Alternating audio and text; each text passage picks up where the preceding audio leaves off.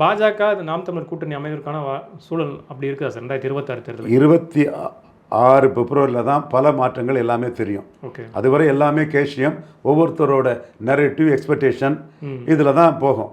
நான் மோடிக்கு 2029 சீமான் சம்மதிச்சு ஒரு அலைன்ஸ் இருந்தால் அது 29 மோடிக்கு சாதகமாக அமையும்னு நினைக்கிறேன். 26லையும் ஒரு நல்ல ரிசல்ட்டை கொடுக்கும் நான் எதிர்பார்க்குறேன். மோடி என்னோட கருத்துக்கு வெயிட்டேஜ் கொடுப்பார், அது எல்லாத்துக்குமே தெரியும். தமிழ்நாட்டில் உள்ள எல்லா அரசியல் தலைவர்களுக்குமே தெரிஞ்ச ஒரு விஷயம். அது சசிகலா அம்மையார் விஷயத்தில் நிரூபிக்கப்பட்ட ஒரு விஷயம். ஸோ நான் மோடி நன்மைக்காக தான் நம்ம திங்க் பண்ணுவோம்.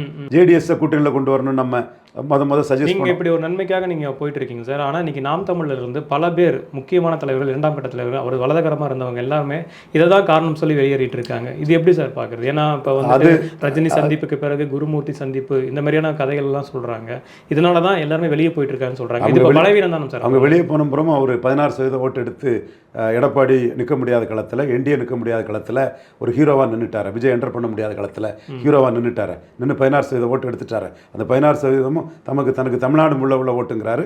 ஒரு நாள் எனக்கு எதிராக திமுகவும் அண்ணா திமுகவும் ஒன்று சேர்ந்து நிற்பாங்கன்னு சொல்கிறாரு. இவங்களை போன முறை ஒரு தன்னம்பிக்கையோட அதை சொல்கிறாரு.